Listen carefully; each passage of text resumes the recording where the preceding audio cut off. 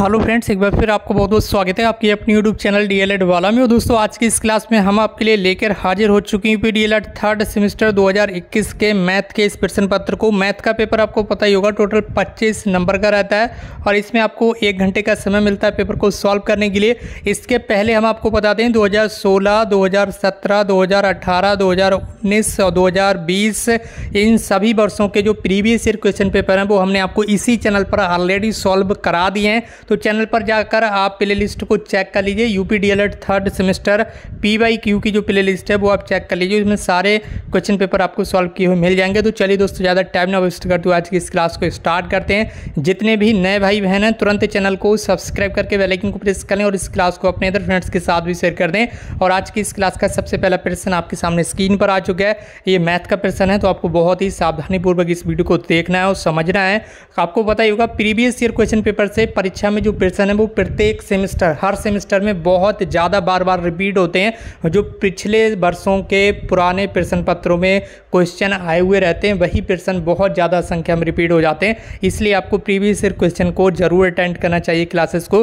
तो ये 2021 का मैथ का पेपर है। चलिए देख लीजिए पहला प्रश्न। द्रव्यमान यहाँ पर दिए हुए हैं 50 ग्राम और 1/2 किलोग्राम, इनका अनुपात है। तो अनुपात निकालने के लिए सबसे पहले यहाँ पर जो यूनिट है उन्हें हमें सेम करना होगा। तो सबसे पहले तो आपका 50 ग्राम दिया हुआ है, उसके बाद अनुपात में 1/2 किलोग्राम दिया हुआ है। 1/2 का मतलब है यहाँ पर 1 किलोग्राम कितना हुआ आपका 1000 ग्राम होता है। ठीक है, 1000 ग्राम होता है। नीचे आपका 2 है दिया हुआ है तो आप इसे काट लेंगे, आ जाएगा आपका 500 ग्राम। ठीक है, कितना आया 500 ग्राम। तो यहाँ पर क्या होगा आपका 500 ग्राम हो जाएगा। 1/2 का मतलब आपको वैसे ही पता है कि यहाँ पर 1 किलो का 2 भाग। ठीक है, तो 2 भाग करेंगे आप 1 किलो के तो आधा किलो के 2 भाग हो जाएंगे और आधा किलो का मतलब होता है आपका 500 ग्राम। ठीक है, तो यहाँ पर इसके यहाँ पर आपको अनुपात निकालना है। ठीक है, तो ये 0 से 1 0 कट जाएगा और 5 एकम 5 और 5 ढम 10। ठीक है, तो 1:10। ठीक है, 1:10 ये आपका अनुपात निकल कर आया। तो जहाँ पर भी 1:10 होगा उस पर आप इस तरह से टिक लगा देंगे तो 1:10 जो है वो आपका राइट आंसर हो जाएगा। इसी के साथ बढ़ रहे हैं अपने अगले प्रश्न को। और जितने भी नए भाई बहन हैं और भी भाई बहनों को हमारे साथ यहाँ पर जोड़ लें ताकि यहाँ पर अच्छे से आपकी क्लास से लगातार चलती रहें। इसके साथ ही मॉडल पेपर भी बहुत जल्द आपको दे ही दिए जाएंगे। बहुत जल्द आपकी परीक्षाएं भी होंगी स्टार्ट, क्योंकि आपके परीक्षा फॉर्म भराए जाएंगे। इसके साथ ही आप देख लीजिए प्रश्न संख्या 2 है अर्धवृत्त। अर्धवृत्त कैसा होता है, जैसे कि ये यहाँ पर आपका पूरा वृत्त हो गया, ऐसे ये हो गया आपका पूरा वृत्त, फुल वृत्त। ठीक है, और अगर अर्धवृत्त का बात करें तो बीच में यहाँ पर जो यहाँ पर आपकी जीवा है, ठीक है, व्यास है ये आपका। ठीक है, ये व्यास है बीच में। ठीक, तो ये पूरा वृत्त है, ये पूरा वृत्त है और ये व्यास जो है वो वृत्त को 2 भागों में बांट देता है, बराबर बराबर 2 भागों में। अब इस अर्धवृत्त में, ठीक है, आधा वृत्त जो है चाहे आप ऊपर का ले लीजिए इस तरह से, ठीक है, चाहे आप ऊपर के ले लीजिए चाहे आप नीचे के ले लीजिए। ठीक है, किसी भी अर्धवृत्त में जो कोण यहाँ पर बनता है, ठीक है, चाहे वो कहीं पर भी बनाएं आप इस तरह से, कहीं पर भी बनाएं। ठीक है, पूरे अर्धवृत्त में कहीं पर भी कोई सा भी कोण आप इस तरह से बनाएंगे तो इसकी जो वैल्यू रहेगी, इसकी जो वैल्यू रहेगी ये हमेशा 90 डिग्री रहेगी, यानी कि ये समकोण रहता है। इस कोण की वैल्यू कैसी रहती है, समकोण रहती है। और समकोण को ही π/2 के नाम से भी आप जानते हैं। π/2 भी आपका समकोण ही होता है 90 डिग्री। तो ऑप्शन सी जो है वो आपका राइट आंसर हो जाएगा। यहाँ पर आप देख सकते हो कि यहाँ पर अर्धवृत्त लेकर यहाँ पर बताया गया ये आपका आधा वृत्त है और इसके द्वारा यहाँ पर एक कोण बनाकर बताया गया। इसकी वैल्यू हमेशा कितनी रहती है 90 अंश। आधा वृत्त है, आधा वृत्त के अंदर आप इस तरह से कहीं पर भी कोण बनाइए, कहीं पर भी कोण बनाइए। ठीक है, कि इस जीवा के द्वारा आप कहीं पर भी कोण बनाएंगे उसकी वैल्यू हमेशा कितनी रहेगी 90 डिग्री रहेगी। और ये पिर में भी होती है, आपने 10th क्लास में पढ़ा भी होगा। ठीक है, हाँ 10वीं क्लास में आपने पढ़ा भी होगा कि अर्धवृत्त में बना कोण जो है वो समकोण होता है। प्रश्न संख्या 3 आपके सामने स्क्रीन पर। नीचे दिए गए खातों के प्रकार में कौन से बैंक खाते पर बैंक जो है वो ब्याज यानी कि इंटरेस्ट नहीं देती है, तो वो होता है आपका यहाँ पर चालू खाता। चालू खाते को ही आप क्या बोलते हैं, करंट अकाउंट। क्या बोलते हैं, करंट अकाउंट। ठीक है, जो कि बिजनेस पर्पज़ के लिए आप यूज़ करते हैं। तो ये चालू खाते पर जो बैंक है वो आपको इंटरेस्ट यानी कि जो ब्याज है वो नहीं देती है। प्रश्न संख्या 4 आपके सामने दिए हैं। समुच्चय ए के अवयव दिए हुए हैं, समुच्चय बी के अवयव दिए यहाँ पर दिए हुए हैं। तो बताया पूछा जा रहा है आपसे कि A-B समुच्चय क्या होगा। ठीक है, तो A-B का मतलब क्या है, ए समुच्चय में से आपको बी समुच्चय के जो अवयव हैं वो हटा देना। ठीक है, हटा देना। ठीक है, तो A-B आपको यहाँ पर फाइंड आउट करना है। A-B आप किस तरह से फाइंड आउट करेंगे, जैसे यहाँ पर ठीक है। तो ए समुच्चय में से आपको क्या करना है, जो बी वाले समुच्चय के अवयव हैं इनको हटा देना है, ठीक है। सबसे पहले तो बी में देख लीजिए 2 दिया हुआ है, तो 2 यहाँ से आप हटा देंगे। यहाँ पर बी में आपका 3 दिया हुआ है, ठीक है, तो 3 भी यहाँ से हटा देंगे। इसके बाद 5 दिया हुआ है, तो 5 भी आप यहाँ से हटा देंगे। और यहाँ पर 7 दिया हुआ है, तो 7 तो इसमें है ही नहीं, और 8 भी इसमें नहीं है। तो अब आपको ए के जो बचे हुए अवयव हैं वो यहाँ पर आपको लिख देना, ठीक है। 1 बचा आपका और 9 बचा, ठीक है, 1 बचा और 9 बचा, ठीक है। तो यही आपका राइट आंसर हो जाएगा, ठीक है। तो देख लीजिए ऑप्शन बी जो है वो आपका राइट आंसर होगा, ऑप्शन बी आपका राइट आंसर हो जाएगा, ठीक है। ए माइनस बी का मतलब क्या है, ए समुच्चय के अवयवों में से वी वाले जो अवयव हैं वो आपको हटा देना है, फिर जो भी बचता है आपका ए समुच्चय में, ठीक है, ए समुच्चय के अवयव में जो भी अवयव बचेंगे वही आपका राइट आंसर हो जाएगा। इसी के साथ बढ़ना है अपने अगले प्रश्न की ओर। प्रश्न संख्या 5 आपके सामने स्क्रीन पर आ चुका है, फटाफट आप यहाँ पर देख लेंगे इस तरह से। प्रश्न संख्या 5, प्रश्न संख्या 5 आपसे क्या कह रहा है, प्रश्न संख्या 5 में पूछा जा रहा है कि 1/2 की पावर -2 गुणा 1/2 की पावर +2, ठीक है।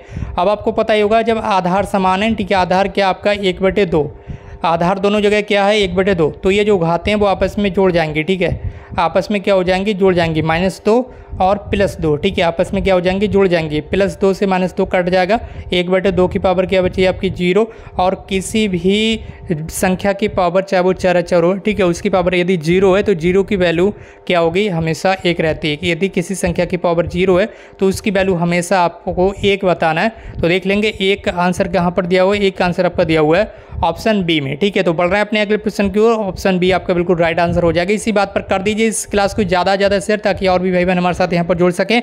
अब यहाँ पर दिया हुआ है log 0.3.09 का जो मान है वो यहाँ पर आपको बताना, ठीक है। तो log 0.3, ठीक है, और यहाँ पर जो आपका 0.09 दिया हुआ है इसे आप इस तरह से लिख लेंगे 0.3 की पावर 2, ठीक है, 0.3 की पावर 2, ठीक है, इस तरह से आप इसे लिख लेंगे। यहाँ पर अब क्या होगा, अब आपको देखना है, तो चलिए इसे देख लेते हैं एक बार अच्छे से।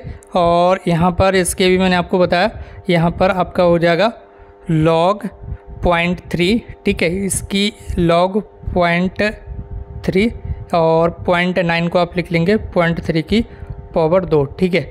अब क्या हो जाएगा, ये जो पावर है ये आपकी स्टार्टिंग में आ जाती है इधर, ठीक है, और इसमें क्या बचा आपका log 0.3 की पावर 0.3। अब आपने पढ़ाई होगा कि n की पावर n क्या होता है आपका 1 होता है, तो 2 गुणा 1, ठीक है, log 0.3 की पावर 0.3, इसकी वैल्यू कितनी होगी आपकी 1 होगी, ठीक है। तो 2 एकम आपका 2, आंसर आपका क्या आया 2 निकल कर आया, ठीक है, जो कि यहाँ पर सॉल्व करके बताया भी गया। तो आप इस तरह से देख सकते होंगे। इसी के साथ बढ़ रहे हैं अपने अगले प्रश्न की ओर, और इसका जो प्रश्न संख्या 7 है ये आपके सामने स्क्रीन पर आ चुका है। इसमें आप यहाँ पर देख सकते होंगे, यहाँ पर दिया हुआ है x की पावर a-b, उसके बाद x की पावर b-a, x की पावर c-a।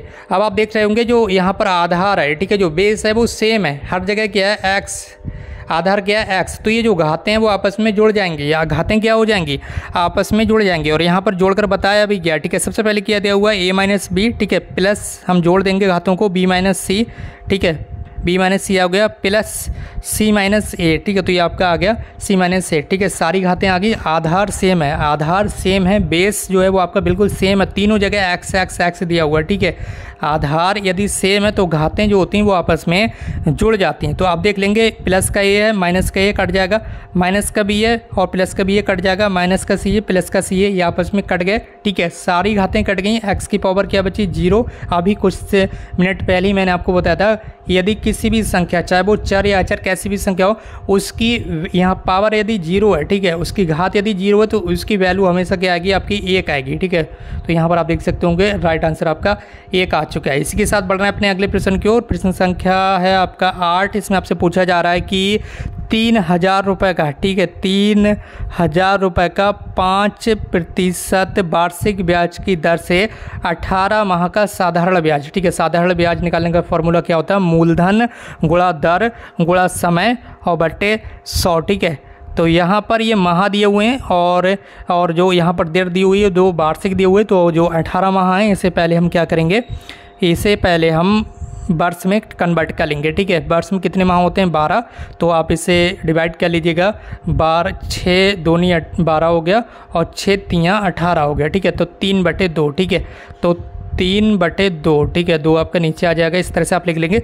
2 जीरो से 2 जीरो आपके कैंसिल, ठीक है, 2 से आप काटेंगे 30 बचे, यहाँ पर 30 बचे, ठीक है, 2 जीरो से 2 जीरो कैंसिल बचे हो गए और ये 100 पूरा कैंसिल हो गया। अब 2 से आप काटेंगे 30 को, तो ये हो जाएगा आपका 15, ठीक है। तो क्या क्या बचा आपका, ठीक है, तो बचा आपका 15 गुणा 5 गुणा 3, ठीक है, तो 15 तियाँ कितना हो गया 15। सबसे पहले लिख लेंगे आप 15 गुणा 5 गुणा 3, ठीक है, इस तरह से 15 गुणा 5 गुणा 3, ठीक है। सबसे पहले हम कर लेंगे यहाँ पर इन दोनों की गुणा, 15 चौका 60, 15 पंजे 75 और 75 हो गया आपका ये 75, उसके बाद गुणा 3, ठीक है। इन दोनों की आप गुणा करेंगे तो ये हो जाएगा आपका 225, ठीक है, कितना आ जाएगा 225 रुपये, ठीक है, 225 रुपये आ जाएगा आपका राइट आंसर, ठीक है। इसी के साथ बढ़ रहे हैं अपने अगले क्वेश्चन की ओर और यहाँ पर आप देख सकते होंगे ये पूरा जो फार्मूला है वो लगाकर बताया भी गया है, ठीक है। देख सकते होंगे मूलधन गुणा दर गुणा समय बटे 100, ठीक है। तो यहाँ पर इन्होंने अपना जो यहाँ पर 3/2 निकल कर आया था उसको भी इन्होंने डिवाइड कर दिया है, 1.5 कर दिया, ठीक है। 3/2 को आप 2 से यहाँ पर भाग देना है, 3 को 2 से भाग देंगे तो 1.5 आ रहा है, तो इन्होंने 1.5 लगा दिया। बाकी सेम टू सेम वही है, 225 रुपये राइट आंसर आ रहा है। आप देख लीजिएगा करके, आप प्रैक्टिस कीजिएगा, प्रैक्टिस से ही सारी चीज़ें अच्छे से समझ में आती हैं। मैथ में प्रैक्टिस बहुत ज़्यादा इंपॉर्टेंट है। अगर आप प्रैक्टिस नहीं करेंगे और आप यहाँ पर खाली क्लास देखकर खाली क्लास देख रहे हैं, डायरेक्टली एग्जाम में जाकर बैठ जाएंगे एग्जाम हॉल में, तो फिर बहुत ज़्यादा प्रॉब्लम्स होंगी। अगर मैथ आपकी वीक है तो आपको प्रैक्टिस ज़्यादा से ज़्यादा करना चाहिए, ठीक है। प्रश्न संख्या 9 आपके सामने स्क्रीन पर है। किसी वृत्त की छेदक रेखा वृत्त को कितने बिंदु पर प्रतिच्छेदित करती है, ठीक है। ये वृत्त है, ठीक है, और इसमें से कोई भी एक रेखा है छेदक रेखा, तो ये वृत्त को 2 बिंदुओं, एक पहला स्टार्टिंग पॉइंट और दूसरा आपका लास्ट पॉइंट, ठीक है, इन 2 बिंदुओं पर प्रतिच्छेदित करती है। तो वृत्त की छेदक रेखा वृत्त को 2 बिंदुओं पर प्रतिच्छेदित करती है। जो रेखा किसी वृत्त को 2 बिंदुओं पर प्रतिच्छेदित करती है उसे हम छेदक रेखा कह देते हैं। बढ़ रहे हैं अपने अगले प्रश्न की ओर। प्रश्न संख्या है आपका 10। इसमें आपसे पूछा गया, बहुत ही आसान सवाल है। एक व्यक्ति 25 रुपये वाले शेयरों में, ठीक है, शेयर जो कि शेयर मार्केट में शेयर खरीदे जाते हैं, शेयरों में 25 रुपये की पूंजी लगाता है। जब शेयर का मूल्य 30 रुपये हो जाता है तब उन्हें बेच देता है। तो व्यक्ति को हुए लाभ की गणना कर लीजिए, ठीक है। तो लाभ की गणना आप कैसे करेंगे, सबसे पहले आप यहाँ पर देखेंगे, एक व्यक्ति 25 रुपये वाले शेयर, ठीक है, कितनी पूंजी लगा रहा है 2500 रुपये, ठीक है। तो इसमें हम एक शेयर की यहाँ पर क्या करेंगे, वैल्यू जो है वो यहाँ पर निकाल लेंगे। एक शेयर कितने रुपये में उसने खरीदा, ठीक है। तो 25 से 25 आपका कट गया, एक आया। तो एक शेयर कितने का आया आपका 100 रुपये का, 2 जीरो यहाँ रह गए थे। तो एक शेयर कितने का आया, सॉरी, यहाँ पर कितने शेयर निकल कर आया, टोटल 100, ठीक है। एक शेयर उसने 25 रुपये वाला खरीदा था, कितने शेयर उसने खरीदे हैं, कितने शेयर खरीदे हैं, टोटल 100, यानी कि 100 शेयर उसने खरीदे हैं, ठीक है। 25 रुपये वाले उसने 100 शेयर खरीदे जो कि 2500 रुपये के उसने खरीद लिए, ठीक है। अब इन्हीं 100 शेयरों को वो 30 रुपये में बेचता है, ठीक है। इन्हीं 100 शेयरों को वह 30 रुपये में बेच देता है। तो उसके शेयर जो बिकते हैं टोटल 3000 रुपये के बिक जाएंगे, ठीक है। 100 की गुणा 30 में करेंगे तो टोटल 3000 रुपये के उसके शेयर बिक जा रहे हैं। अब यहाँ पर पूछा गया है, व्यक्ति को हुए लाभ की गणना कर लीजिए। 3000 रुपये में उसने शेयर बेच दिए, ठीक है, और उसने खरीदे कितने के थे, केवल 2500 रुपये के, ठीक है। तो कितने रुपये का लाभ हुआ उसे, 500 रुपये का लाभ हुआ।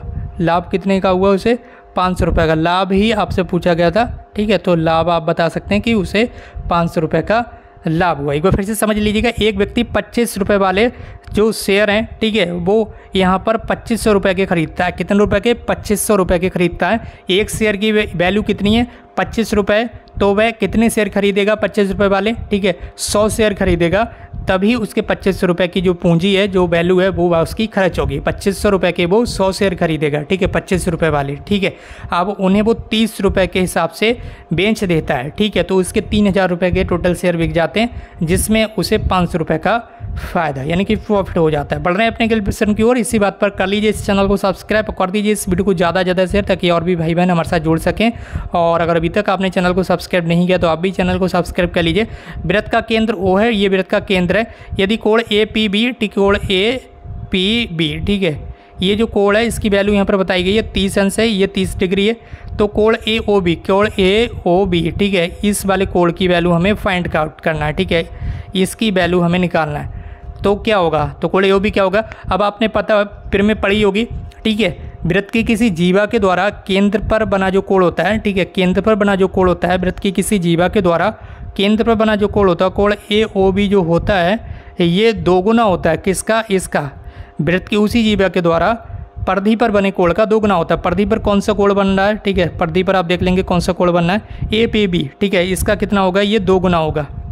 कोण कितना होगा, ये 2 गुना होगा। ये यहाँ पर आपको ध्यान रखना है, ये वाला जो कोण है, ये वाला जो कोण ए ओ बी है वो इस वाले कोण का, ठीक है, 2 गुना होगा। कोण 2 × कोण ए पी बी का ये 2 गुना होगा। अब 2 गुणा ए पी बी आपको पता ही है 30 अंश है, ठीक है, तो 30 गुणा 2 ये हो जाएगा आपका 60 अंश, ठीक है। कोण ए ओ बी कितना निकल कर आया, 60 अंश। तो जहाँ पर भी 60 लगा हुआ है आप फटाफट राइट आंसर मार दीजिए। और दोस्तों इसके आगे के जो लघु उत्तरीय प्रश्न है वो आपको अलग से क्लास में सॉल्व कराए जाएंगे। इसी बात पर कर लीजिए इस चैनल को सब्सक्राइब, ताकि और भी क्लासेस आपको लगातार मिलती रहें। जितनी भी नए भाई बहन है इस वीडियो को शेयर करें अपने फ्रेंड्स के साथ। बाकी दोस्तों आज की इस क्लास को यहीं पर समाप्त करते हैं। हमसे जुड़ने के लिए आपको बहुत बहुत धन्यवाद। Thank you so much for connecting.